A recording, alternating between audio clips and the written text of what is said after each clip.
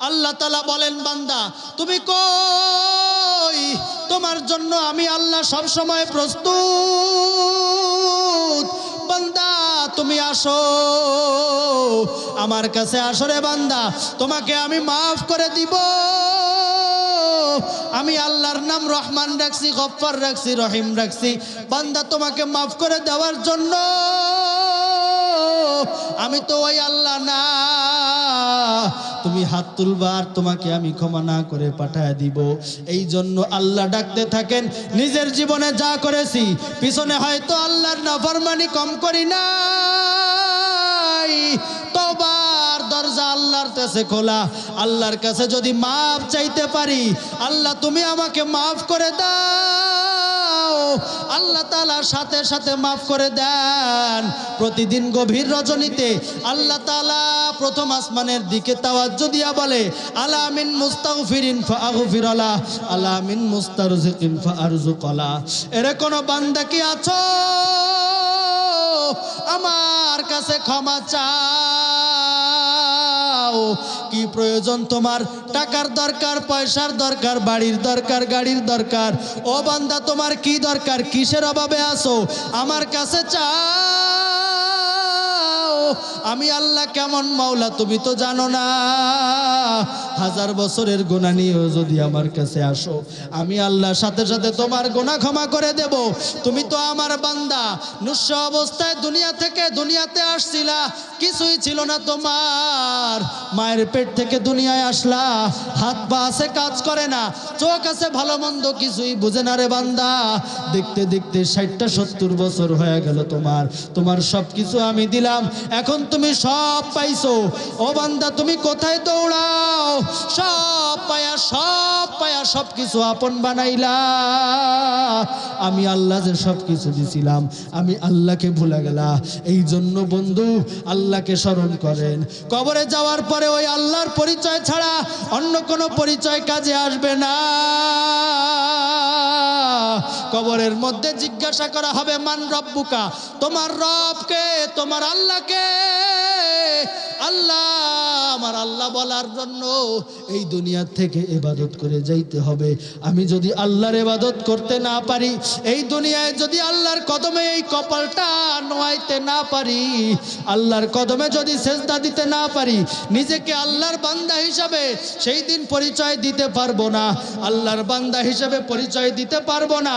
তখন আল্লাহ তাআলার ফেরেশতাদেরকে বলবেন, আলবিসুহু মিনাল জান্নাহ ওয়া আফরিশুহু মিনান নার, আলবিসুহু মিনান নার ওয়া আফরিশুহু মিনান নার ওয়াফতাহু লাহু বাবান ইলান নার। ওরে জাহান্নামের বিছানা বিছায়া দে, জাহান্নামের পোশাক পরায়া দে। জাহান্নাম থেকে ওই বান্দার কবরের মধ্যে একটা সংযোগ করে দে। দুই পাশের মাটি চাপ দিয়া বাম পাশের ডান পাশের পাঁজর গুড়া চুরমার করে ফেলবে। শরীরের হাড়গুলা কসমস কসমস করে ভেঙে যাবে। আরে 70 থেকে 99টা সাপ, এক একটা সাপে যখন আমাকে ঠোকর দিবে, 70 থেকে 99 হাত মাটির নিচে চলে যাব। এই দুনিয়ায় কত আপন আপন আপন সবাই আমার, আসলে এই দুনিয়ায় কেউ কিন্তু আপন না।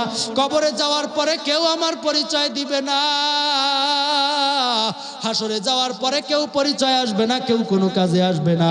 আল্লাহ তাআলাই বলে দিয়েছেন, তোমাদের মা বাবা আত্মীয় স্বজন হাসরের মাঠে যা বলবো, মা একটা নেকি দেন। যেই সন্তানটাকে 2টা বছর কোলে নিয়ে পেলেছেন, সেই সন্তান একটা নেকির কারণে আটকে গেছে। মা বলবে, কে তুমি? তোমাকে আমি চিনি না, চলে যাও, তোমাকে আমি চিনি না। ও বন্ধু, এই জন্য নিজের চিন্তা নিজে করেন। আজ যদি মরে যাই কবরের মধ্যে, কাল আমি বড় একা, আমার আর কেউ নাই। এই জন্য পিছনের জীবনে যা করেছি এইগুলা মাফ করায় কবরে যাইতে হবে, না হলে আযাবের কোনো শেষ নাই। এইগুলা মাফ করাবো কেমনে? করাবো আল্লাহর কাছ থেকে। কেমনে? আল্লাহ বলেন, তুবু ইলাল্লাহি তাওবাতান নাসুহা। আল্লাহর কাছে খাঁটি দিলে বান্দা একটা তওবা করো। আত্তাইবু মিনাজ যামবি কামাল্লা যামবালাহু। আল্লাহর রাসূল বলেন, যেই বান্দাগুলা তওবা করে তার আমলনামার অবস্থা হয় এমন, আমলনামায় যেন একটাও গুনাহ নাই। নাই, পুরো আমলনামা পরিষ্কার। এই জন্য আল্লাহর কাছে তওবা করো, তওবা করলে আল্লাহ তাআলা 1000 বছরের গুনাহ মাফ করে দেয়। আল্লাহর কাছে প্রত্যেকটা বান্দার দরজাই খোলা। চেহারা দিয়ে দাম হয় না, ধন দৌলত টাকা পয়সা দিয়া দাম হয় না। আল্লাহর কদমে যায় পড়তে পারলে, সিজদা দিতে পারলেই দাম হয়ে যায়। চেহারা দিয়ে দাম হইলে বেলালের দাম হইতো না, টাকা পয়সা দিয়া দাম হইলে হাবশি গোলাম বেলালের দাম হইতো না। এই জন্য আল্লাহর কাছে দাম পাওয়ার জন্য টাকা পয়সার দরকার হয় না, দরকার হয় তওবা আর আল্লাহর খালেস ইবাদত। আল্লাহ আমাদের নবীকে আল্লাহ তাআলা একাধিক মুআজিজা দান করেছেন। নবী পাক সাল্লাল্লাহু আলাইহি ওয়াসাল্লাম দুনিয়াতে আসার আগ থেকেই নবীজির মুআজিজা প্রকাশ পাইতে শুরু করেছে। নবীজির চাচা নবীজিকে একদিন বলে, ভাতিজা তোমার বিষয়ে কিছু আমি জানি আর কিছু তোমার মায়ের কাছ থেকে শুনছি। বলে, চাচা কি জানেন আর কি শুনছেন? নবীজি সাল্লাল্লাহু আলাইহি ওয়াসাল্লাম চাচার কাছে যখন জিজ্ঞাসা করলেন, চাচা আপনি আমার সম্পর্কে কি জানেন আর কি শুনেছেন একটু বলেন না। বলে, তোমার মায়ের কাছ থেকে শুনেছি। তোমার মা বলতো, ভাই যবে থেকে এই বাচ্চাটা পেটে ধারণ করেছি তবে থেকে আমার কূপের পাড়ের সময়টা একটু বেশি চলে যায়। নবীজির চাচা জিজ্ঞাসা করে, কেন কূপের পাড়ে বেশি সময় যায় কেন? বলে, আমি কূপের পাড়ে গেলে মক্কার মানুষেরা আমারে আসতে দেয় না, বলে এখানে দাঁড়ায় থাক। বলে, কেন? বলে, মক্কার মানুষ কূপ থেকে পানি ওঠানোর জন্য পানি নিচ থেকে টেনে টেনে ওঠানো লাগে, কিন্তু আমি ওই কূপের কাছে যাওয়ার সাথে সাথে কূপের পানি আল্লাহর দয়ায় অটোমেটিক্যালি উপরে চলে আসে, আর রশি দিয়ে টেনে টেনে ওঠানো লাগে না। তাই মানুষগুলা বলতে থাকে, আমেনা রে, এই কূপের পাড়ে কিছুক্ষণ তুই একটু দাঁড়ায় যা, পানিটা যতক্ষণ পর্যন্ত উপরে থাকবে ততক্ষণের মধ্যে আমরা আমাদের বালতিগুলাও ভরে ফেলবো, এমনকি তোর বালতিটাও তোর বাড়িতে আগায় দেব। এইটা তোমার মায়ের কাছ থেকে আমি শুনেছি। জন্মের আগ থেকে নবীজির এই মুআজিজা প্রকাশ পাইতে শুরু করেছে। নবীজির দাদার কাছে একবার মক্কার মানুষেরা এসে নালিশ করে, তুমি তো বাইতুল্লাহর মুতাওয়াল্লি, অথচ তোমার ছেলের বউ বিধবা নারী, পেটের মধ্যে একটা বাচ্চা, তাহলে কেন তোমার ছেলের বউ এত দামি দামি আতর ব্যবহার করে? এটা তো ঠিক না। নবীজির দাদা বলে, তাই নাকি? আমার ছেলের বউ বড় দামি দামি আতর ব্যবহার করে? বলে, হ্যাঁ। নবীজির দাদা গিয়ে ছেলের বউকে আর কিছু কয় না, নবীজির মাকে কিছু বলে না। নবীজির দাদির কাছে গিয়া বলে, শুনছো নাকি? কি বলে, আমাদের আমেনা নাকি এই এই করছে, এত দামি আতর মাখায়। মানুষজন এসে আমাদের কাছে নালিশ করে দিয়া গেল, বিষয়টা কিন্তু খারাপ। নবীজির দাদি বলে, শুধু কি আতর মাখে আর কিছু কি চোখে পড়ে নাই? বলে, কি পড়বে? বলে, যখন গোসলখানায় যায়, গোসলখানায় যাওয়ার সাথে সাথে আমিও যখন ওই গোসলখানায় বৌমা বের হওয়ার পরে ঢুকি, ওই গোসলখানার মধ্যে চতুর্দিক কেমন যেন ঘ্রাণে পুরো ভরে যায়। কেন কেন? নবীজির মায়ের কাছে জিজ্ঞাসা করা হয়, ও মা, তুমি আমাদের ছেলের বউ, তোমার সাথে আমাদের চলাফেরা সমাজের মানুষের মধ্যে তুমি বদনাম করলে আমাদের নাক কান কাটা যায়, তুমি এমন করো রে মা, তোমার শরীরের মধ্যে এত দামি আতর মাখাও কেন? নবীজির মা বলে, বাবা এই দামি আতর আমি শরীরে মাখাই না, যবে থেকে আপনার সন্তানের বাচ্চা আমার এই পেটের মধ্যে এসে যায় সেই দিন থেকে থুতু থেকে পর্যন্ত মিশকের ঘ্রাণ বের হইতে থাকে। মুআজিজাতুন নবী, কত মুআজিজা আমার নবীর হিসাব নাই। এত মুআজিজা, সব থেকে বড় মুআজিজা হলো কোরআন, যেটা আমার নবীকে আল্লাহ দান করেছেন। আর এই মাসে আর একটা মুআজিজা আছে, মুসলমান আমরা জানতে বড় দুর্বলতা অবলম্বন করি, জানার মধ্যে আমাদের কোনো আগ্রহ নাই। রজব মাসের মধ্যে আমার নবীজি, আল্লাহ তাআলা প্যারা হাবিব, আমার গর্ব, আমার দেশের প্রধানমন্ত্রী যদি বিশ্বের মধ্যে নোবেল পুরস্কার প্রাপ্ত হয়, আমাদের দেশের সম্মান বেড়ে যায়। আমার নবী কত সম্মানী এইটা আমার জানার কোনো খবর নাই। আল্লাহ তাআলা আমার নবীকে কেমন নোবেল দিছে, এত বড় নোবেল আর কোন নবীকে দেয় নাই। মেরাজ নামক এই মুজিজা আল্লাহ তাআলা দুনিয়ায় আর কাউকে দেয় নাই। মেরাজের উৎপত্তি হইল কোত্থেকে?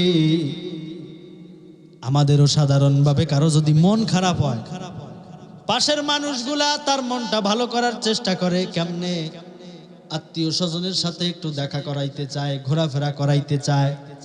এইভাবে যদি তার মনটা ভালো করা যায়, এই পন্থা অবলম্বন করে। আমার নবীরও মন খারাপ কেন? কেন নবীর মন খারাপ কেন? নবীজি দুনিয়াতে আসার পর 40 বছর পর্যন্ত নবীজির বন্ধুর অভাব ছিল না।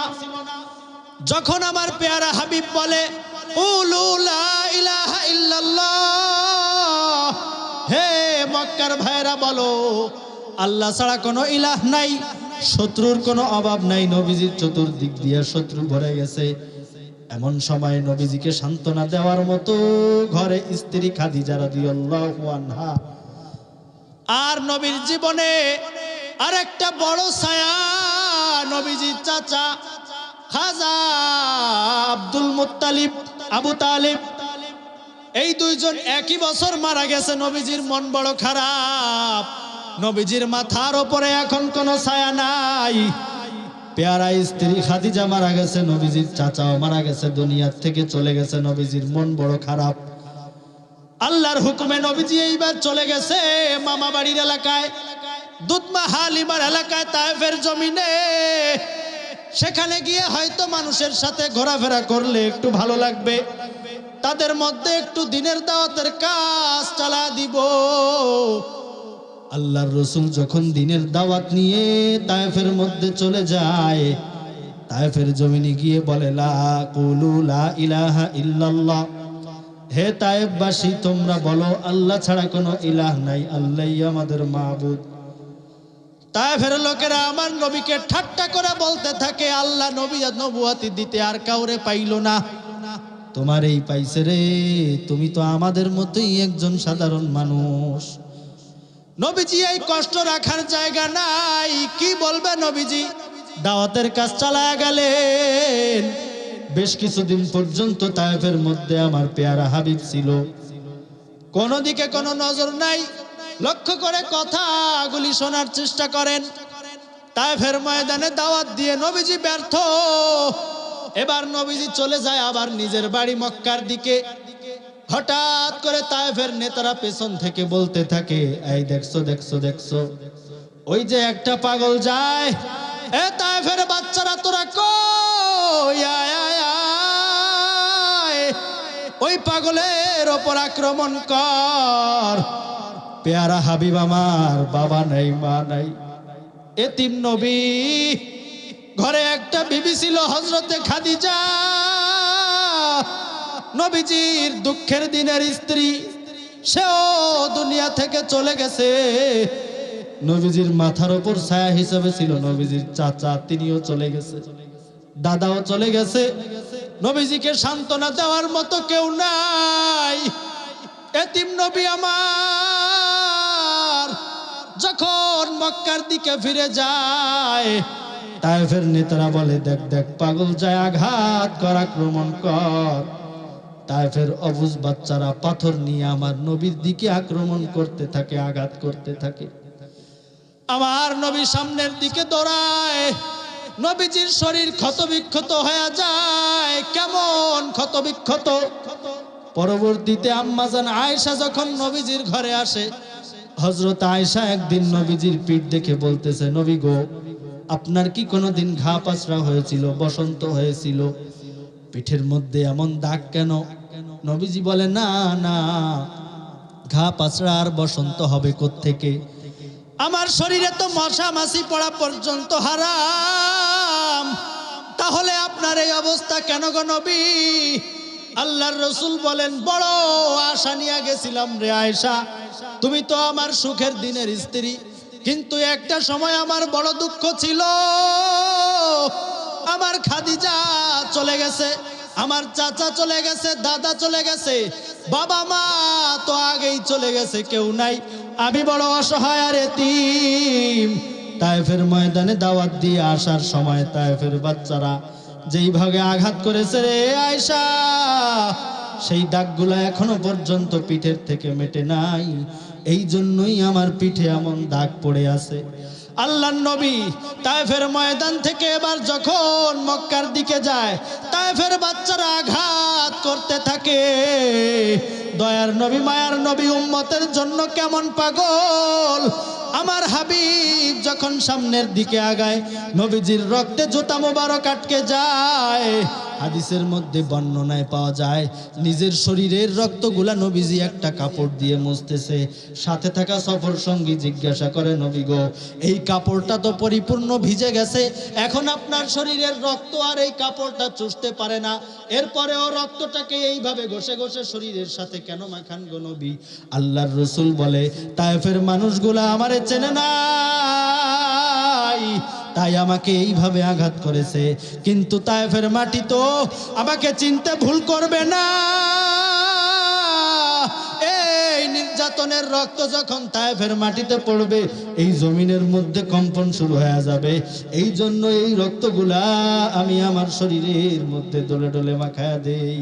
আল্লাহর রাসূল সেখান থেকে যখন সামনের দিকে চলে যায়, তিনবার নবীজি জ্ঞান হারাইছে, জ্ঞান ফেরার পরে যখন চলে যায়, একটা জায়গায় যাওয়ার পরে সাথে সাথে জিবরিল আমিন সামনে এসে যায়।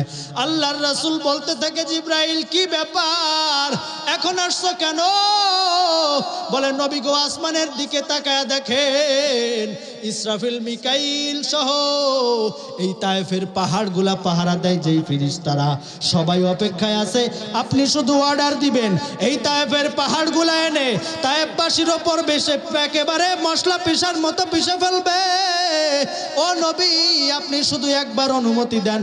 আল্লাহর রাসূল বলে, না না, তাদেরকে যদি মেরে দাও, তারা তো আমাকে চেনে নাই, তাই আমার প্রতি ঈমান আনে নাই, তাদেরকে মেরে দিলে আমি নবুয়তি করব কাদের মাঝে? এইভাবে নবীজির কষ্টের মধ্যে যখন আবার কষ্ট, তায়েফবাসী আল্লাহর নবীর উপরে এইভাবে আক্রমণ করে, আল্লাহর নবীর মন বড় খারাপ হয়ে যায়। একটা আঙ্গুর বাগানের মধ্যে গিয়ে আল্লাহর রাসূল দুটো হাত উপরে তুলে বলে, আল্লাহ, কাদের কাছে আপনি আমাকে একা ছেড়ে দিলেন? রব, আপনি কি আমাকে একা ছেড়ে দিছেন? আল্লাহ তাআলা তখন বলে, দোস্ত, আর একা ছাড়বো না, অতি দ্রুতই তোমার সাথে আমার সাক্ষাৎ হয়ে যাবে। আমার দোস্তর জন্য মেরাজের সফর বরাদ্দ দিলাম। সুবহানাল্লাহ। নবীজির জন্য মেরাজের সফর বরাদ্দ হয়ে যায়। বেশ কিছুদিন পর আল্লাহর রাসূল, মন তো খারাপ, মনকে তো সহজে ভালো হয়, নবীজির মন বড় খারাপ। আল্লাহর রাসূল মন খারাপ নিয়ে একদিন নিজের ফুফুর বাড়িতে গেছে। বিকালবেলা গিয়া বলে, ফুফু জান, আজ আমি আপনার বাড়িতে থাকবো। ওগো ফুফু জান, আর ভালো লাগে না একা ঘরে। আল্লাহর নবীর ফুফু বলে, ভাতিজা, ঠিক আছে, তুমি আমার বাড়ি থাকো, ছোট্ট ঘর, দুইজনে একসাথে ভেতরে থাকা যাবে না, তুমি ভেতরে যাও, আমি বাহিরে থাকবো। আল্লাহর নবী ভিতরে, তুমি ভিতরে থাকো, আমি বাহিরে থাকি। নবীজি ভেতরে চলে গেলেন। রাতের বেলায় যখন নবীজি ঘুমায় গেছেন, আল্লামা জাকারিয়া রহমতুল্লাহি আলাইহি তার সিরাতের মধ্যে লেখেন, আল্লাহর রাসূল ঘুমায় আছেন, হঠাৎ করে দুইজন মানুষ, একজন মাথার কাছ থেকে দুইজন মানুষের আকৃতি নেওয়া, একজন মাথার কাছ থেকে একজন পায়ের কাছ থেকে নবীজির মাথা আর নবীজির পা দুইটা মালিশ করতে আসে। আল্লাহর রাসূলের ঘুম ভেঙে যায়। নবীজি চিন্তা করে, প্রথম অবস্থায় আতঙ্কে পড়ে যায়, কি ব্যাপার, চতুর্দিকে শত্রুর অভাব নাই, এরা আবার কারা? নবীজি জিজ্ঞাসা করেন, মান আনতুমা, এরে তোমরা কারা? এই ঘরের মধ্যে এসে আমার মাথার পা মালিশ করতেছ। মাথার কাছের জন বলে, আনা জিবরাইল। পায়ের কাছের জন বলে, আনা মিকাইল।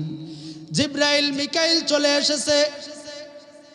এই রাতে আল্লাহর রাসূলকে নিয়ে যাওয়া হবে। নবীকে বলে, নবী গো, বিশাল সফর আল্লাহর পক্ষ থেকে বরাদ্দ আপনার জন্য। আল্লাহর রাসূলকে যখন ওইখান থেকে নিয়ে যাওয়া হয়, এটাই কোরআনে আল্লাহ তাআলা সূরা বনী ইসরাঈলের মধ্যে বলেন, সুবহানাল্লাযী আসরা বিআবদিহি লাইলাম মিনাল মাসজিদিল হারাম ইলাল মাসজিদিল আকসা বারাকনা হাওলাহু লিনুরিয়াহু মিন আয়াতিনা ইন্নাল্লাহা সামিউন বাসীর। পবিত্রতা ওই সত্তার যিনি তার বান্দাকে রাতের এক অংশের মধ্যে মসজিদে হারাম থেকে মসজিদে আকসা পর্যন্ত সফর করিয়েছেন, যার পুরত্ব হচ্ছে কমপক্ষে 1 মাসের পথ। আল্লাহর রাসূলকে জিবরাইল আর মিকাইল মসজিদে হারামের মধ্যে নিয়ে যায়। প্রথমে ওই ঘর থেকে উঁচু করে নবীজিকে শোয়া দেওয়া হয়। হাতিমে কাবা যারা হজে গেছেন এই জায়গার মধ্যে আল্লাহর রাসূলকে শোয়া দেওয়া হয়। কস্তুম মিনাজ যাহাব, পাশে একটা পাত্র, সোনার পাত্র, ওই পাত্রের মধ্যে পানি দেখা যায়। আল্লাহর রাসূল বলেন তখনও আমি হুশের মধ্যে আছি, আমি সব কিছু দেখতে পাইতেছি। আল্লাহর রাসূলের বুকটা এখান থেকে জিবরাইল ফেড়ে ফেলে নাভি পর্যন্ত। নবীজির বুকের মধ্য থেকে হাড় আর লাঞ্চ বের করে আনা হয়। সেই দুইটাকে ওই পানির মধ্যে ধৌত করে নবীজির হাড় আর লাঞ্চকে পাওয়ার দেওয়া হয়। নবীজি জিজ্ঞাসা করে, জিবরাইল এইগুলার ধোয়ার কি প্রয়োজন? জিবরিল আমিন বলে, আল্লাহর নবী গো, আজকে এমন রজনী, আপনি আপনার রবের দিদারে যাবেন, আল্লাহকে দেখবেন। আজকে আল্লাহর সাথে আপনার মোলাকাত হবে। পয়গম্বর মুসা আলাইহিস সালাম আল্লাহকে দেখতে চেয়েছিলেন, আল্লাহর সামান্য নূর দেখে সহ্য করতে পারে নাই, ওই তুর পাহাড় থেকে গড়ায়া পড়ে গিয়েছিলেন বেহুশ হয়ে, আর তুর পাহাড়টা টাস করে ফেটে চরমা হয়ে গিয়েছে। আপনি আপনার স্বচোখে আল্লাহকে দেখবেন, কাজেই আপনার মধ্যে আলাদা একটা পাওয়ার লাগবে। আপনার হার্টকে ধুয়ে আজকে সেই পাওয়ার দেওয়া হইতেছে। আল্লাহর রাসূলের হার্ট ধুয়ে জিবরিল আমিন আবার সবগুলো ভিতরে সেট করে দিয়ে বুকের মধ্যে একটা টান দেওয়ার সাথে সাথে আবার নবীজির বুকটা আগের মতো লেগে যায়। এবার আল্লাহর রাসূলকে নিয়ে চলে যায় কোথায় কোথায়। মনে রাখেন মুসলমান, ইসলামের ইতিহাস, আমার নবীর মুজিজা আমি জানি না। বড় দুঃখের কথা, আল্লাহর রাসূলকে প্রথমে নিয়ে যাওয়া হয় সেখান থেকে মদিনার মধ্যে। আল্লাহর রাসূল বলেন, জিবরাইল এইটা কোথায়? এর আগে আল্লাহর রাসূলের কাছে একটা বাহন আনা হয়, যেই বাহনের নাম হচ্ছে বুরাক। নবীজিকে যখন উঠতে বলা হয়, কোন বর্ণনায় পাওয়া যায়, বর্ণনাটা যদিও একটু দুর্বল, আল্লাহর রাসূলকে উঠতে বলার সাথে সাথে বুরাকটা একটু হেলাদোলা শুরু করে। জিবরিল আমিন জিজ্ঞাসা করেন, আতারিফু মান হাযা, এই বুরাক তুমি কি চেনো এই ব্যক্তিকে? বলে, আমি তো চিনি না তেমন, তবে আপনি হয়তো অনেক চিনেন, আমিও কম চিনি না। বলে, তুমি কেমনে চিনো? বলে, আমি যখন জান্নাত থেকে আসি, আল্লাহ তাআলা আমাকে জান্নাত থেকে পাঠাইছে, জান্নাতের গেটে লেখা দেখছি লা ইলাহা ইল্লাল্লাহ মুহাম্মাদুর রাসূলুল্লাহ। এটা তো সেই মুহাম্মাদুর রাসূলুল্লাহ। 7টা আসমান পার করে আসছি, সিদরাতুল মুনতাহা পার করে আসছি, প্রত্যেকটা জায়গায় দেখি লা ইলাহা ইল্লাল্লাহ মুহাম্মাদুর রাসূলুল্লাহ। আপনি বেশি জানেন, আমিও কম চিনি না। আচ্ছা চেনো যখন, তাহলে নড়াচড়া করো কেন? বলে, নড়াচড়া তো এই জন্যই করি, আজকে তো আল্লাহর নবী আমার পিঠে উঠে সফর করবেন, কিন্তু একটা দিন আসবে নবীজি যখন জান্নাতে যাইবেন, তখন তো নবীর সামনে হাজার হাজার বুরাক এসে ভিড় করবে, তখন কি নবীজি আমার পিঠে উঠবে কিনা? এইটা যদি না শুনতে পারি, তাহলে এই সফর আমি মজার সাথে করতে পারবো না, তৃপ্তি লাগবে না, ভিতরে একটা জ্বালা পোড়া থাকবে। কাজেই আপনি একটু জিজ্ঞাসা করেন। আল্লাহর রাসূল কয়, জিবরাইল বুরাকে কি বলে? নবী গো, বুরাক হইলে হবে কি, যাতে মাতাল টালে ঠিক তাল ঠিক আছে। জিজ্ঞাসা করে, আপনি তাকে জান্নাতেও বহন করবে কিনা, ও আপনি তার পিঠে জান্নাতেও উঠবেন কিনা, কথা দেন। নবীজি বলে, কথা দিলাম। আচ্ছা ঠিক আছে, এইবার বুরাক সফর শুরু করে দেয়। নবীজি বলে, খালি তোমাদের চাওয়া মিটাই বা, আমার কি কোনো চাওয়া নাই? ওগো নবী, আপনার কি চাওয়া? বলে, আমারে তো মেরাজ আল্লাহ একা দিছে, আমি আসলাম মেরাজ করব, কিন্তু কিয়ামত পর্যন্ত আমার কত এতিম উম্মত দুনিয়াতে আসবে, তাদের কি বোরাকে চড়তে মনে চায় না? বলে, অবশ্যই তারাও তো বোরাকে চলবে। বলে, তাদের জন্য জান্নাতের বোরাক বাজেট আছে কিনা? বলে, অবশ্যই আছে। আপনার যেই বান্দাগুলা, আল্লাহর যেই বান্দাগুলা আপনার পথ অনুসরণ করে চলবে, তাদেরকে আল্লাহ তাআলা বোরাকের পিঠে সফর করাইবে। আল্লাহর নবী বলেন এইবার তাহলে যাওয়া যায়। রাসূল আকরাম সাল্লাল্লাহু আলাইহি ওয়াসাল্লাম বোরাকের পিঠে উঠে চলে যায় প্রথমে মদিনার মধ্যে, তখন নাম ছিল ইয়াসরিব। নবীজি জিজ্ঞাসা করেন আইনা হাজা, জিব্রাইল এটা কোথায়? জিবরিল আমিন বলে এই জায়গাটা হচ্ছে ইয়াসরিব, অর্থাৎ মদিনা। আজ থেকে 2 বছর পরে হিজরত করে আল্লাহর হুকুমে এখানে চলে আসবেন। আচ্ছা ঠিক আছে, এখানে কি করা যায়? বলে 2 রাকাত নামাজ পড়ে আল্লাহর দরবারে শুকরিয়া আদায় করে নেন। নবীজি ওইখানে 2 রাকাত নামাজ পড়ে শুকরিয়া আদায় করে নেন। এরপরে আবার বোরাকের পিঠে উঠে চলতে শুরু করেন। এবার সোজা চলে যায় বাইতুল্লাহামে। বাইতুল্লাহাম আবার কোন এলাকা? ও জিব্রাইল এইটা কোথায়? বলে এইটা হলো ওই এলাকা যেই এলাকার মধ্যে হযরত মারিয়াম আলাইহিস সালাম হযরত ঈসা আলাইহিস সালামকে আল্লাহর হুকুমে এইখানে জন্ম দিয়েছিলেন, এইখানে জন্ম হয়েছিল। জিব্রাইল মারিয়াম আলাইহিস সালাম, ঈসা আলাইহিস সালামের মা মারিয়াম আলাইহিস সালাম সন্তান জন্ম দেওয়ার পর যখন ক্ষুধার্ত হয় আর বলতে থাকে কি খাইবো এখন? আল্লাহ তাআলার হুকুমে একটা খেজুর গাছ থেকে খেজুর খায়। সেই খেজুর গাছ কই? বলে এই তো সেই খেজুর গাছ। ওয়াহুজ্জি বিজিযাইন নাখলাতি তুসাকিত আলাইকি রুতবান জানিয়া, এই তো আল্লাহর নবী সেই খেজুর গাছ, যেই খেজুর গাছ থেকে মারিয়াম আলাইহিস সালামকে খেজুর খাইতে বলা হয়েছিল। জিব্রাইল রে, এই খেজুর গাছের তো মাথা নাই, কেমনে খেজুর পড়বে? বলে আপনিও ঝাঁকি দেন, আবার খেজুর পড়বে। আচ্ছা তো মাথা নাই। বলে মারিয়াম যখন খাইছে তখনও তো মাথা ছিল না। মারিয়াম আলাইহিস সালাম বলে খেজুর খাবো, ক্ষুধা লাগছে, কিছু খাবার দাও। জিবরিল আমিন বলে গাছটা ধাক্কা দেন, খেজুর পড়বে। মারিয়াম আলাইহিস সালাম বলে পাগল পাইছো, এত পাগল পাইলে হবে কে? যে গাছের মাথাই নাই। মাথা থাকলেও তো এক কথা, মাথাই নাই তাইলে খেজুর পড়ে কেমনে? জিবরাইল আমিন হাসি দিয়া বলে আপনার মুখ থেকে এই কথা মানায় না। আপনার পেট থেকে কেবলমাত্র আল্লাহ তাআলা বাপ ছাড়া একটা সন্তান জন্ম দিছে। আপনার পেটে যদি বাপ ছাড়া সন্তান হয় তাইলে মাথা ছাড়া খেজুর গাছে কি খেজুর গাছ হইতে পারে না? মারিয়াম আলাইহিস সালাম একটু লজ্জা পেয়ে গেলেন, দিলেন ধাক্কা খেজুর গাছে। সাথে সাথে ওই মরা মাথাওয়ালা মাথাবিহীন খেজুর গাছ থেকে 44 সের খেজুর পড়ে গেল। কে পারে? কে? এই কুদরত কার? এই কুদরত একমাত্র আল্লাহর। আল্লাহ ছাড়া এই ক্ষমতার কারণ নাই। মারিয়াম আলাইহিস সালাম ওইখান থেকে খেজুর খাইলেন, নবীজিও খেজুর খাইলেন। ওখানে বসে নবীজি 2 রাকাত নামাজ পড়ে নিলেন। এরপরে চলে গেলেন মাদায়েন। ও জিব্রাইল এইটা কোন জায়গা? বলে আল্লাহর নবী এইটা হচ্ছে মাদায়েন, শুআয়ব আলাইহিস সালামের বাড়ি, মূসা আলাইহিস সালামের শ্বশুর বাড়ি। এইখানে শুআয়ব আলাইহিস সালামের ভেড়া বকরিগুলা পানি পান করাইতেন। সেখান থেকে নবীজি একটু পানি পান করলেন, বড় মিষ্ট পানি। নবীজি সেখানেও 2 রাকাত নামাজ পড়লেন। এবার নবীজি আবার সফর শুরু করলেন, চলে গেলেন। ওই সুবহানাল্লাযী আসরা বিআবদিহি লাইলাম মিনাল মাসজিদিল হারাম ইলাল মাসজিদিল আকসা। যেই আল্লাহ, যেই মহা পবিত্র সত্তা আমার রাসূলকে এক রাতের মধ্যে মসজিদে হারাম থেকে মসজিদে আকসায় নিয়ে গেলেন। আল্লাহর রাসূল পৌঁছায় গেলেন মসজিদে আকসার মধ্যে। সেখানে নবীজি গিয়া দেখেন অনেক মানুষ। আল্লাহর রাসূল বলতে থাকেন জিব্রাইল রে, এখানে এত মানুষ এত রাত্রে আসলো কোত্থেকে? এত মানুষ এখানে কেমনে আসলো? জিবরিল আমিন বলে আল্লাহর নবী গো, আজকে আপনার নবুয়াতির খাতার মধ্যে নগদ অন্য একটা সিল পড়বে, যেই সিল আর কাউকে আল্লাহ তাআলা দেয় নাই। আপনার নবুয়াতির ডায়েরির মধ্যে নতুন একটা সিল পড়তে চলেছে। ও জিব্রাইল, সেইটা কোন সিল? বলে আজ আপনি ইমামুল মুরসালিন ওয়াল মালাকুত, আজ আপনি সমস্ত নবী রাসূল এবং সমস্ত ফেরেশতাদের ইমাম হবেন। এই বৈশিষ্ট্য আল্লাহ তাআলা অন্য কোন নবীকে দেন নাই। ওই মসজিদের মধ্যে আল্লাহ তাআলা সমস্ত নবীদেরকে জমা করে দিয়েছেন। আল্লাহর রাসূল সামনে গেলেন, নামাজে দাঁড়ায় গেলেন।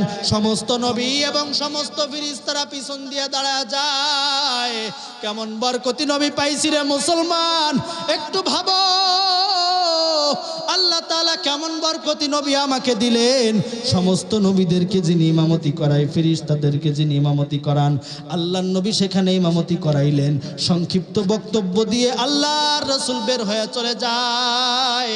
আল্লাহর রাসূল প্রথম আসমান, দ্বিতীয় আসমান, লম্বা ঘটনা সংক্ষেপ করে দিলাম, চলে যায় 7 আসমানের উপরে। সেখানে গিয়া দেখে আর একটা মসজিদ। ও জিব্রাইল, এইটা কোন মসজিদ? ভেতরে তো আবার নামাজ পড়তেও দেখা যায়। বলে নবী গো, এইটা হচ্ছে বাইতুল মামুর, এইখানে ফেরেশতারা নামাজ পড়ে। বলে কেমন ফেরেশতারা নামাজ পড়ে? বলে প্রতিদিন এইখানে 70,000 ফেরেশতা নামাজ পড়তেছে। এই মসজিদ বানানো থেকে নিয়ে কিয়ামত পর্যন্ত প্রতিদিন 70,000 ফেরেশতা এই মসজিদে নামাজ পড়তে থাকবে। একবার যেই ফেরেশতা ঢুকবে কিয়ামতের আগে, সে আর সুযোগ পাবে না। কেমন সংখ্যক ফেরেশতা আল্লাহ বানায় রাখছে। প্রতিদিন 70,000 ফেরেশতা নামাজ পড়ে।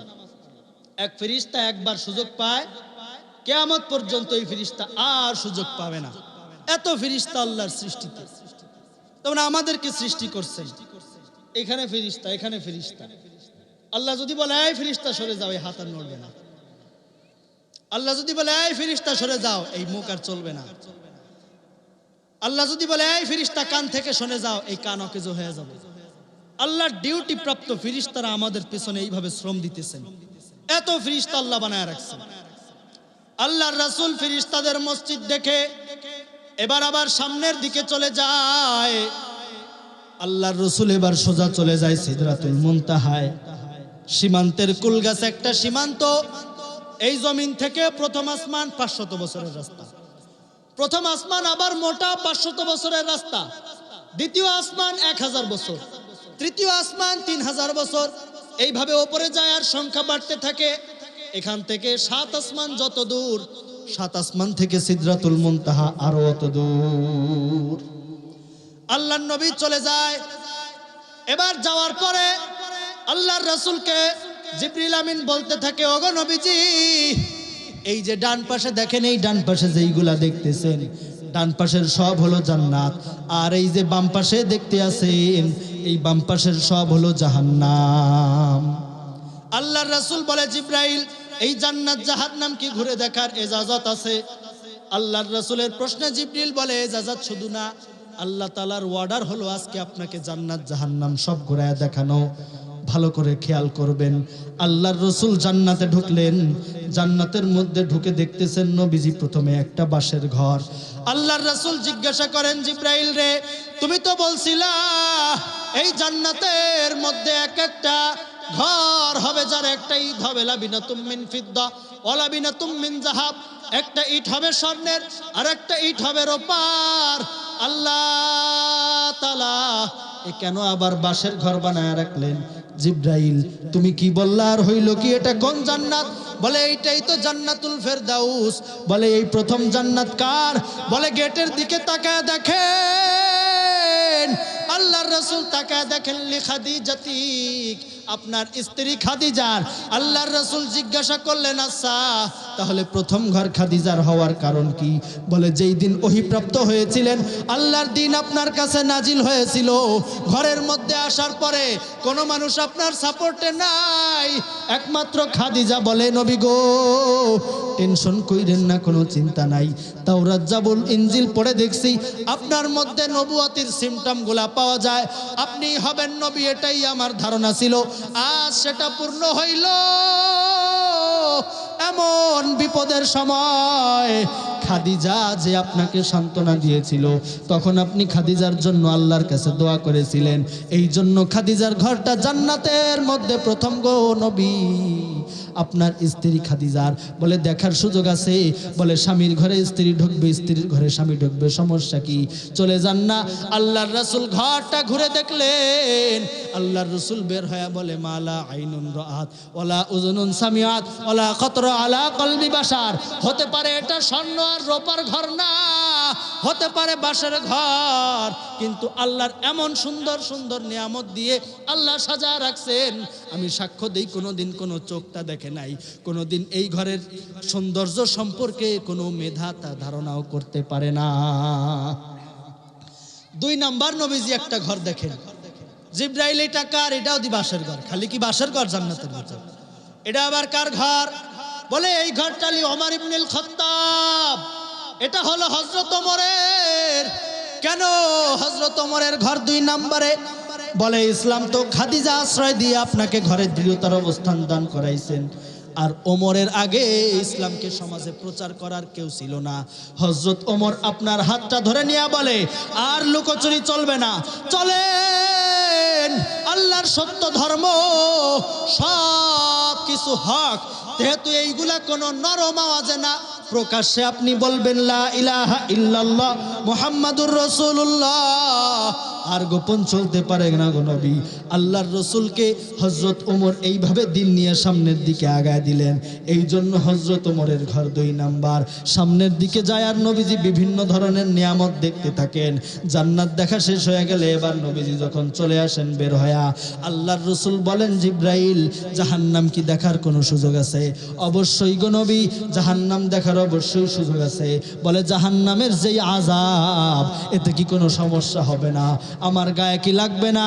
আজ ভি হো जो इब्राहिम का ईमा पैदा कर सकती है एक अंदाजे गुलिस्ता पैदा।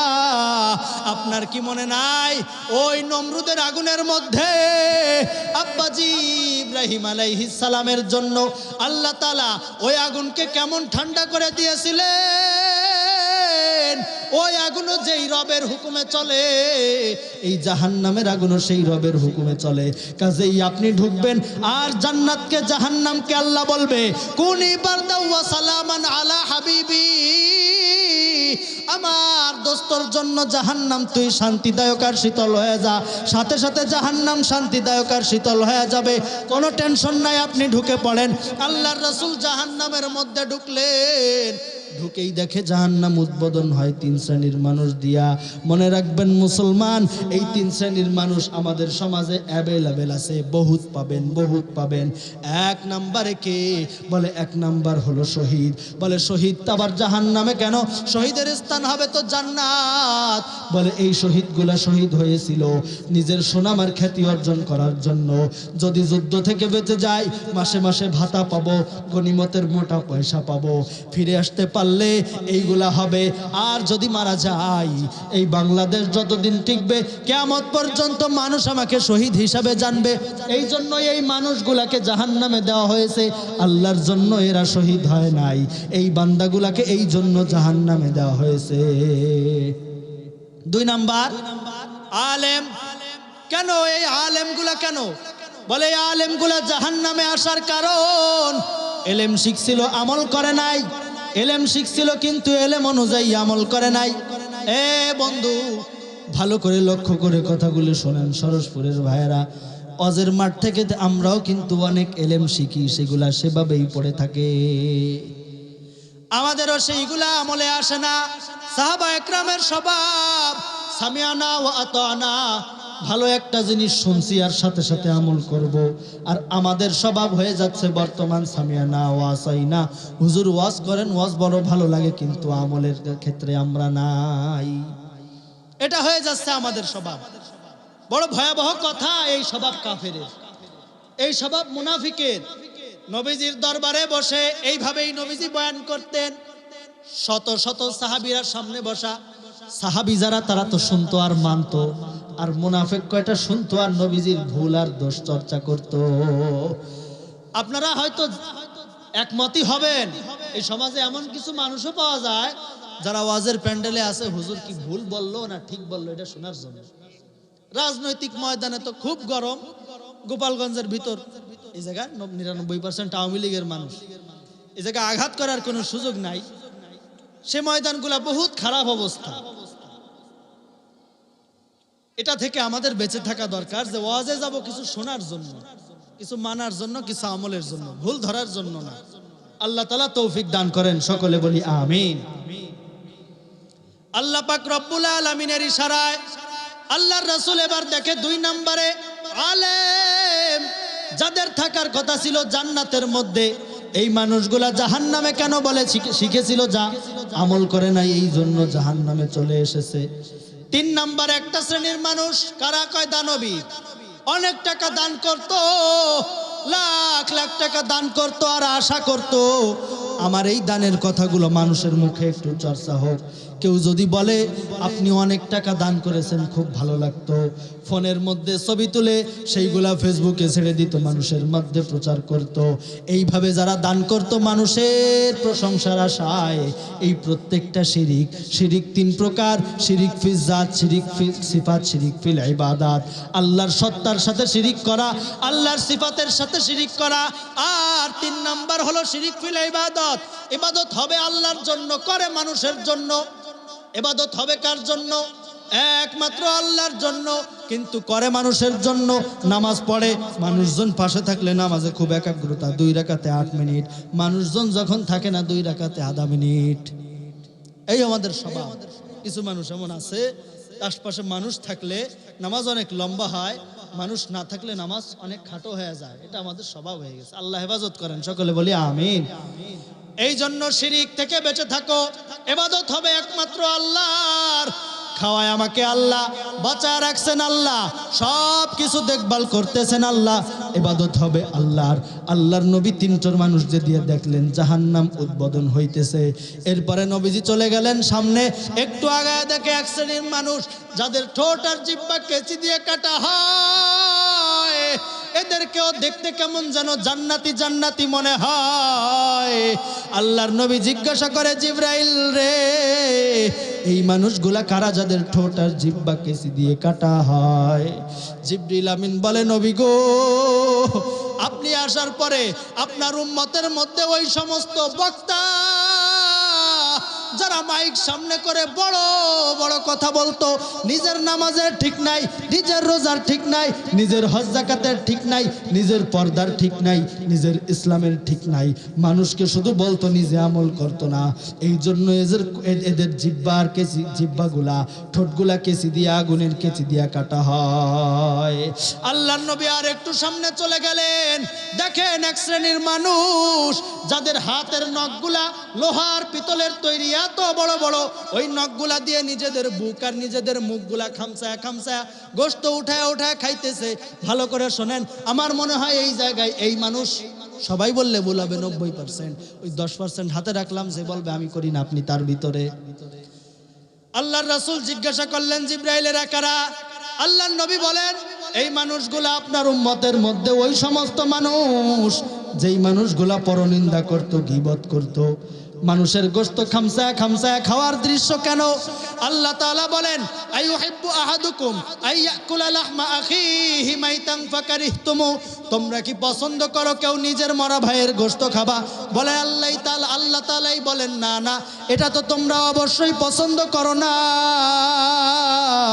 এই দুনিয়াতে গীবত করে করে মরা ভাইয়ের গোশত খেয়েছে, যেইটা আবার আল্লাহ তাআলা হুমাজার মধ্যে বলেছেন, ওয়াইলুল লিকুল্লি হুমাজাতিল লুমাজা, ওয়াইল দোজক ওই সমস্ত ব্যক্তিদের জন্য।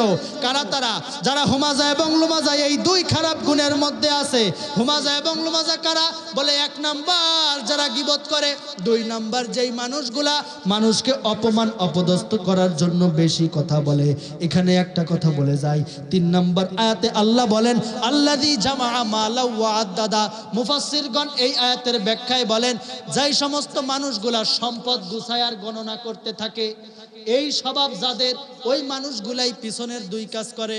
যাদের টাকা বেশি হয়ে যায়, নিজের দোষ চোখে পড়ে না, অন্যের দোষ নিয়ে তখন গীবত করতে থাকে। যাদের টাকা পয়সা বেশি হয়ে যায়, নিজের মধ্যে অহংকার চলে আসে, সামনের মানুষকে মানুষ মনে করে না, ইচ্ছা মতো তাকে বকতে থাকে, আছে না নাই? মুফাসসিরগণ বলেন, প্রথম আয়াত দ্বিতীয় আয়াত ওতপ্রোতভাবে একটার সাথে জড়িত। আল্লাহ বলেন, যেই মানুষগুলা গীবত করে এবং মানুষকে অপদস্থ করার জন্য বেশি কথা বলে, 3 নাম্বার আয়াত মানুষগুলা টাকা জমায়। তো যেই মানুষ টাকা জমায় আর গণনা করে, নিশ্চয়ই সে অনেক ধনী। আর টাকা জমানো আর গণনা করা এটা মুমিনের কাজ না। বলবেন হুজুররাও তো অনেক বড় লোক আছে। আচ্ছা, টাকা হওয়া এটা ভুল না, টাকার প্রতি মহব্বত হওয়া এটা হচ্ছে না জায়েজ। হযরত উসমানের টাকা ছিল, মহব্বত ছিল না। হযরত দাউদ আলাইহিস সালাম, আইয়ুব আলাইহিস সালাম, আল্লাহ তাআলা কত সম্পদ দিছে।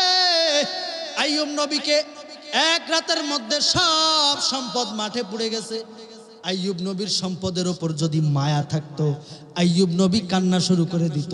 আইয়ুব নবীর কানে যখন খবর আইলো আপনার সম্পদগুলা সব পুড়ে গেছে, সম্পদ সব মানুষজন নিয়ে চলে গেছে, আইয়ুব নবী বলে আলহামদুলিল্লাহ, দুনিয়াতে আসছিলাম মায়ের পেট থেকে উলঙ্গ অবস্থায়, হাতের মধ্যে তো সম্পদ নিয়ে আসি নাই, আল্লাহ তাআলা সম্পদ দিছিলেন, এটা আল্লাহর দান, আল্লাহর দান আল্লাহ নিয়ে গেছে, তাতে আমার কি? সম্পদ হওয়া খারাপ না, সম্পদের প্রতি লোভ হওয়া হলো খারাপ। আর যাদের পর্যন্ত সম্পদের লোভ ঢুকে যায় তারাই শুধু জমায় আর গণনা করে, দান সদকার মধ্যে নাই। বলতেছিলাম আল্লাহর নবী এরপরে গিয়া দেখে যেই মানুষগুলা গীবত করে আর মানুষকে অপদস্থ করতে চায়, নিজের হাতের নখ দিয়া নিজের মুখ আর নিজের পেট বুক এইগুলা খামসায় খামসায় গোশতগুলা উঠাইতেছে। আল্লাহর নবী চলে গেলেন আর একটু সামনে, নবীজি বলেন মারারতু লাইলাতা উসরিয়া বি ইমরাআতিন মুআল্লাকাতিন বিলিসানিহা, আমি জাহান্নামের মধ্যে এরপরে গিয়া দেখি মেরাজের রাত্রে এক শ্রেণীর মহিলা যাদের জিহ্বাগুলা উপরের সাথে হুক লাগায় ঝুলানো। মা বোনেরা, সরসপুরের নারীরা একটু শুনে রাখেন, জিহ্বার মধ্যে হুক লাগায় আল্লাহ তাআলা ওই জাহান্নামের মধ্যে ওপর দিকে ঝুলায়া রাখছে। যেই নারীগুলা আল্লাহর রাসূল জিজ্ঞাসা করে জিবরাইল এই নারীগুলার দোষ কি, এই নারীগুলা কেন এইভাবে জাহান্নামের মধ্যে জিহ্বায় হুক লাগায় পড়ে আছে? জিবরিল আমিন বলে নবী গো, এই নারীগুলা দুনিয়ার মধ্যে মানুষের সাথে খারাপ ভাষায় ব্যবহার করত, স্বামীর সাথে গালাগালি করত, স্বামীকে খারাপ ব্যবহার করত, স্বামীর সাথে এই জবান দিয়া মানুষের সাথে খারাপ ব্যবহার করত, মুখে শুধু গালিগালাজ করতে থাকতো। এই জন্য এই মানুষগুলা শিক্ষা তো এই জায়গা, মেরাজের রাত্রে কে কি করবা ভালো করে বুঝে নেন। নবীজি জাহান্নামে দেখে এসেছেন, জাহান্নামের মধ্যে দেখে এসেছেন জিহ্বায় ঝুলানো হুক দিয়া। কেন? বলে মুখের মধ্যে অকথ্য ভাষায় গালিগালাজ করতো, এই কারণে। নবীজি বলেন আর একটু সামনে গেলাম, মুআল্লাকাতুম বিয়াদাইহা, যাদের হাতের মধ্যে হ্যান্ডকাপ পরানো, হুক দিয়ে ওপর দিকে ঝোলায় রাখা আছে। নবীজি জিজ্ঞাসা করলেন মা বালুহুম ইয়া জিবরাইল, জিবরাইল এই মানুষগুলার সমস্যা কি, এই নারীগুলা এমন ভাবে ঝুলে আছে কেন? নবীজি এই নারীগুলা ঝুলে থাকার কারণ হইল ইয়াফসিদু আমওয়ালা যাওজিহা, এই নারীগুলা তাদের স্বামীর সম্পদ নষ্ট করত, বাপের বাড়ি পাঠায় দিত চুরি করে, ভাই শালা ভাই ব্রাদার মা বাবা তাদের চিকিৎসার পয়সা দিত, শ্বশুর শাশুড়ির খেদমত করতো না, এই টাকাগুলা হেফাজত করতো না। স্বামী 10টা বছর সৌদি আরব চাকরি করে সেখান থেকে প্রতি মাসে টাকা পাঠাইছে, আর সে এইখানে বসে বসে মার্কেট করেছে, টাকা পয়সা উড়াইয়া দিছে, এখানে সেখানে খরচ করেছে, কোনো আমানতদারিতা নাই। এই জন্য আসামির মতো হাতের অপরাধ হাতের মধ্যে দিয়েছে আল্লাহ তাআলা, ঝোলায় রেখেছে উপরের মধ্যে। আল্লাহর নবী এরপরে একটু সামনে আগায় দেখে এক শ্রেণীর নারীর পায়ের মধ্যে হুক লাগায় ঝোলায় রাখা উপরের দিকে। এরা কারা? আল্লাহর রাসূল জিজ্ঞাসা করে এরা কারা? বলে এই নারীগুলা সমাজের মধ্যে পর্দা ছাড়া ব্যভিচারের মতো চলাফেরা করত, কোনো পর্দা মানতো না, স্বামী সন্তান ওলি যারা আছে তাদের কোনো কথা মানতো না, মনে যেইখানে যাইতো সেখানে চলে যাইতো, এই কারণে তাদের পায়ের শাস্তি পায়ের মধ্যে হুক লাগায় দেওয়া হয়। আল্লাহর রাসূল এইভাবে জাহান্নামের মধ্যে আযাব দেখতে পাইলেন, নবীজি এইখান থেকে বের হয়ে চলে আসলেন, চলে গেলেন আল্লাহর কাছে। আল্লাহর নবী গিয়া এবার আল্লাহর সামনে বসলেন। জাহান্নামে যেইগুলা দেখলেন কয়েকটা বললাম, সব বলার তো সময় পাইলাম না, মনে রাখেন এই কাজগুলো আর যেন না হয়। গীবত করব না, পরনিন্দা করব না, মানুষকে আঘাত করব না, এলেম যা শিখবো সেই অনুযায়ী আমল করব, দান সদকা টাকা পয়সা দান করে কোনো রিয়ার আশা এখান থেকে করা যাবে না, প্রশংসার আশা। আল্লাহ তাআলা এই বান্দাগুলাকে জাহান্নামে দেয় বললাম তো, এই জন্য নিজেরা পরিবর্তন হওয়া দরকার। আল্লাহ আমাকে সহ আমাদের সকলকে পরিবর্তন হওয়ার তৌফিক দান করেন, সকলে বলি আমিন। এরপরে নবীজি সেখান থেকে চলে যায় মেরাজ তো আছে, নবীজি সেখান থেকে চলে যায় আল্লাহর কাছে। আল্লাহর সামনে গিয়া বসেন। আল্লাহ তাআলা বলেন ওগো নবীজি কি আনছেন? দুনিয়া থেকে তো আসছেন, একজন আর একজনের বাড়িতে গেলে হাদিয়া আনার প্রয়োজন হয়, আপনি আমার বাড়িতে আসছেন, আমার সামনে আসছেন, নবী গো আপনি কি এনেছেন? আমার বাড়িতে আপনি কি এনেছেন? বন্ধুরে, যেই মানুষ যেমন তার জন্য তেমন জিনিস নিলেই সে খুশি হয়। ডায়াবেটিসের রোগী দেখতে গেছেন 20 কেজি মিষ্টি আর 20 কেজি সন্দেশ নিয়া, সে কি খুশি হবে? অবশ্যই খুশি হবে না। তার যেইগুলো জিনিসগুলা খাওয়ার মতো সুযোগ আছে, সে যেই জিনিসগুলা খাইতে পারে এইগুলা নিলেই সে খুশি হবে। আল্লাহ তো মিষ্টি খাইতে চায় না, ফল ফ্রুট খাইতে চায় না। আল্লাহ চায় কি? আল্লাহ চায় বান্দার প্রশংসা, বান্দার ইবাদত। আল্লাহ বলেন, ওয়ামা খালাকতুল জিন্না ওয়াল ইনসা ইল্লা লিয়াবুদুন। বান্দা, তোমাকে বানাইছি তোমার ইবাদত পাওয়ার জন্য, তুমি বান্দা আমার ইবাদত করবা। আল্লাহ তাআলা যখন বলেন, নবী গো, দুনিয়ার থেকে 7 আসমান, সেখান থেকে সিদরাতুল মুনতাহা, সেখান থেকে আমি আল্লাহ পর্যন্ত চলে এসেছেন, আমার জন্য কি আনছেন? আল্লাহ তাআলার রাসূল সাথে সাথে আল্লাহকে উত্তম হাদিয়া দিয়ে দেন, আত্তাহিয়াতু লিল্লাহি ওয়াস সালাওয়াতু ওয়াত তাইয়্যিবাত। ও আল্লাহ, সমস্ত তাজিম সম্মান, সমস্ত পবিত্রতা, সমস্ত ইবাদত আপনার জন্য। আল্লাহ তাআলা যা চান আল্লাহ তাআলা তাই পেয়ে গেলেন। আল্লাহ তাআলা এই হাদিয়ার পরে এবার নিজের বন্ধুকে বলে, বন্ধুরে, আসসালামু আলাইকা আইয়ুহান নাবিয়্যু ওয়া রাহমাতুল্লাহি ওয়া বারাকাতুহু। আপনি আমাকে উত্তম হাদিয়া দিয়েছেন, আপনার জন্য এবার আমার পক্ষ থেকে হাদিয়া, আপনার ওপর সালাম এবং শান্তি বর্ষিত হোক। আসসালামু আলাইকা, হে নবী, আপনার ওপর শান্তি বর্ষিত হোক। আইয়ুহান নাবিয়্যু, হে নবী, রাহমাতুল্লাহি ওয়া বারাকাতুহু, এবং আল্লাহর রহমত ও আল্লাহর বরকত। আল্লাহর রাসূল এখানে কাজটা করলেন কি? দুনিয়ার নেতাদেরকে আমরা দেখছি বিপদে পড়লে উম্মতের কোনো খবর তারা রাখে না, যার যার পিঠ নিয়ে পলায়। আল্লাহর রাসূল মেরাজে যাইয়া নিজের বিবেকের কথা চিন্তা করতে পারতেন, আমি যা পারি সব নিয়ে নাই। আল্লাহর রাসূল বলেন, না না, ও আল্লাহ, এতিম উম্মত দুনিয়ায় রেখে আসছি, আমার উম্মত এই পর্যন্ত আসবে না।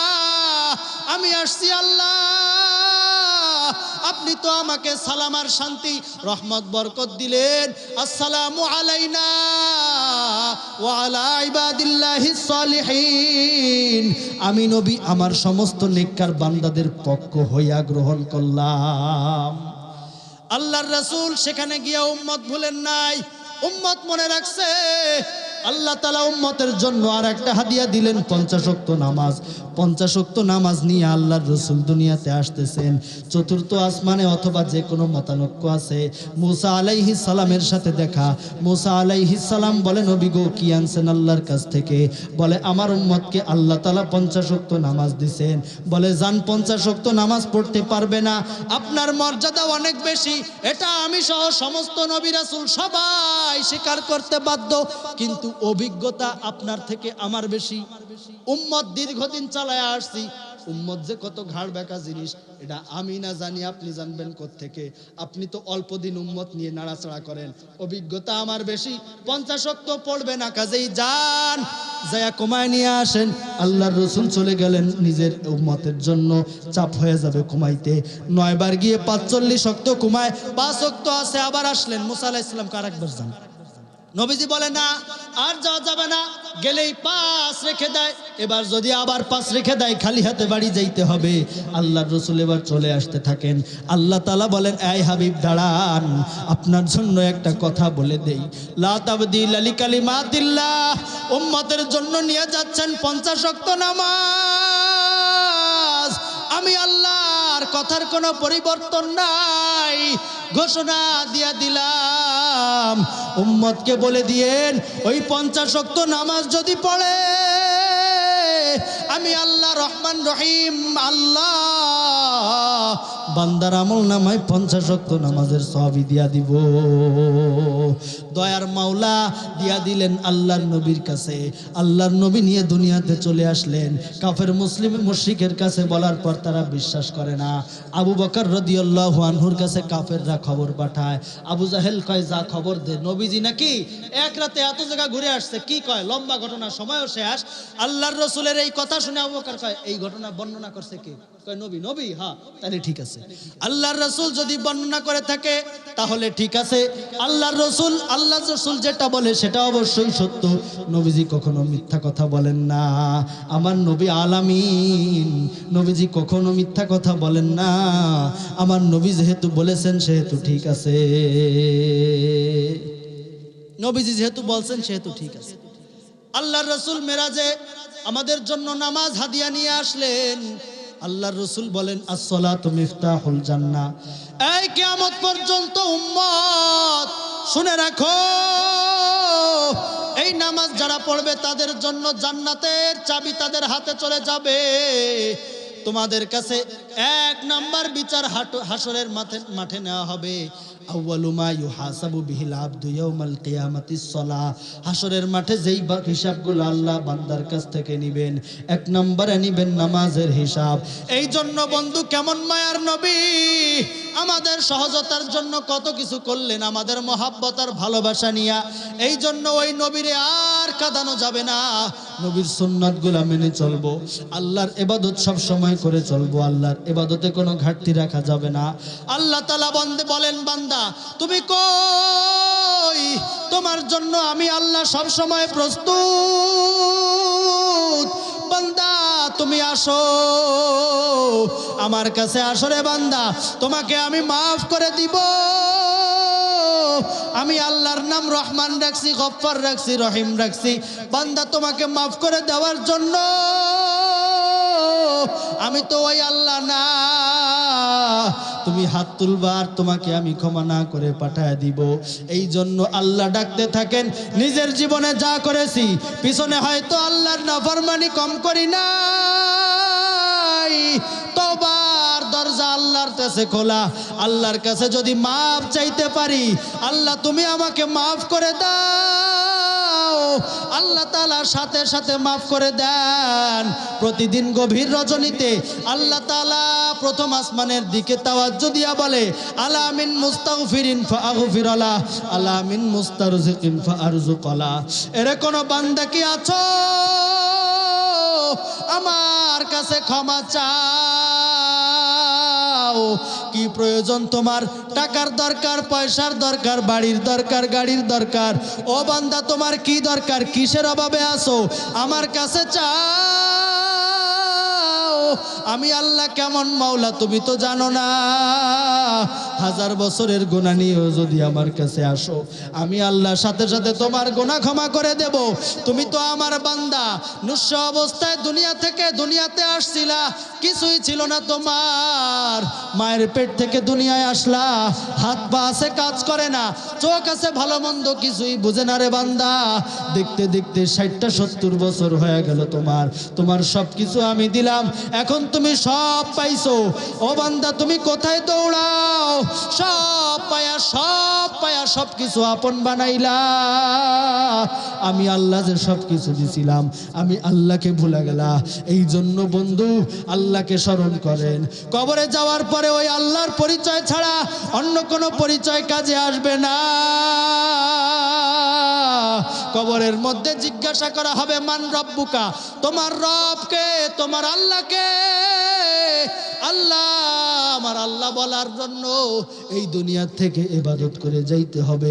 আমি যদি আল্লাহর ইবাদত করতে না পারি, এই দুনিয়ায় যদি আল্লাহর কদমে এই কপালটা নোয়াইতে না পারি, আল্লাহর কদমে যদি সেজদা দিতে না পারি, নিজেকে আল্লাহর বান্দা হিসাবে সেই দিন পরিচয় দিতে পারবো না। আল্লাহর বান্দা হিসাবে পরিচয় দিতে পারবো না। তখন আল্লাহ তাআলার ফেরেশতাদেরকে বলবেন, আলবিসুহু মিনাল জান্নাহ ওয়া আফরিশুহু মিনান আলবিসুহু মিনান নার ওয়া আফরিশুহু মিনান নার ওয়াফতাহু লাহু বাবান ইলান নার।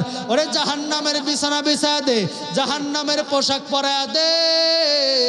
জাহান্নাম থেকে ওই বান্দার কবরের মধ্যে একটা সংযোগ করে দে। দুই পাশের মাটি চাপ দিয়া বাম পাশের ডান পাশের পাঁজর গুড়া চুরমার করে ফেলবে। শরীরের হাড়গুলা কসমস কসমস করে ভেঙে যাবে। আরে 70 থেকে 99টা সাপ, এক একটা সাপে যখন আমাকে ঠোকর দিবে, 70 থেকে 99 হাত মাটির নিচে চলে যাব। এই দুনিয়ায় কত আপন আপন আপন সবাই আমার, আসলে এই দুনিয়ায় কেউ কিন্তু আপন না। কবরে যাওয়ার পরে কেউ আমার পরিচয় দিবে না, হাসরে যাওয়ার পরে কেউ পরিচয় আসবে না, কেউ কোনো কাজে আসবে না। আল্লাহ তাআলাই বলে দিয়েছেন, তোমাদের মা বাবা আত্মীয় স্বজন হাসরের মাঠে যা বলবো, মা একটা নেকি দেন। যেই সন্তানটাকে 2টা বছর কোলে নিয়ে পেলেছেন, সেই সন্তান একটা নেকির কারণে আটকে গেছে। মা বলবে, কে তুমি? তোমাকে আমি চিনি না, চলে যাও, তোমাকে আমি চিনি না। ও বন্ধু, এই জন্য নিজের চিন্তা নিজে করেন। আজ যদি মরে যাই কবরের মধ্যে, কাল আমি বড় একা, আমার আর কেউ নাই। এই জন্য পিছনের জীবনে যা করেছি এইগুলা মাফ করায় কবরে যাইতে হবে, না হলে আযাবের কোনো শেষ নাই। এইগুলা মাফ করাবো কেমনে? করাবো আল্লাহর কাছ থেকে। কেমনে? আল্লাহ বলেন, তুবু ইলাল্লাহি তাওবাতান নাসুহা, আল্লাহর কাছে খাঁটি দিলে বান্দা একটা তওবা করো। আত্তাইবু মিনাজ যামবি কামাল্লা যামবালাহু, আল্লাহর রাসূল বলেন, যেই বান্দাগুলা তওবা করে তার আমলনামার অবস্থা হয় এমন, আমলনামায় যেন একটাও গুনাহ নাই, পুরো আমলনামা পরিষ্কার। এই জন্য আল্লাহর কাছে তওবা করো। তওবা করলে আল্লাহ তাআলা 1000 বছরের গুনাহ মাফ করে দেয়। আল্লাহর কাছে প্রত্যেকটা বান্দার দরজাই খোলা। চেহারা দিয়ে দাম হয় না, ধন দৌলত টাকা পয়সা দিয়া দাম হয় না। আল্লাহর কদমে যায় পড়তে পারলে, সিজদা দিতে পারলেই দাম হয়ে যায়। চেহারা দিয়ে দাম হইলে বেলালের দাম হইতো না, টাকা পয়সা দিয়া দাম হইলে হাবশি গোলাম বেলালের দাম হইতো না। এই জন্য আল্লাহর কাছে দাম পাওয়ার জন্য টাকা পয়সার দরকার হয় না, দরকার হয় তওবা আর আল্লাহর খালেস ইবাদত। আল্লাহর দরবারে যদি তওবা করার নিয়ত থাকে, খালেস ইবাদতের যদি নিয়ত থাকে, 2টো হাত আল্লাহকে দেখায়া দেন, ও আল্লাহ আমরা তওবা করতেছি, আর গুনাহ করব না, যা করেছি মাফ চাই, আল্লাহ আপনি আমাদেরকে মাফ করে দেন। ও আল্লাহ আর গুনাহ করব না, জেনে না জেনে গুনাহে আল্লাহ লিপ্ত হয়ে আছি 60টা বছর, আর করব না, সব আপনি মাফ করে দেন। সামনের জীবন যেন ভালোভাবে চলতে পারি সেই তৌফিক দান করেন, আমিন। আল্লাহ তাআলা আমাদের যা কিছু শুনলাম আমাদের প্রত্যেকে আমল করার তৌফিক দান করেন। আল্লাহ তাআলা আমাদের সকলকে কবুল করে নেন, খাঁটি দিলে তওবা করার তৌফিক দান করেন। ওমা আলাইনা ইল্লাল বালাগ। আসসালামু আলাইকুম ওয়া রাহমাতুল্লাহি ওয়া বারাকাতুহু।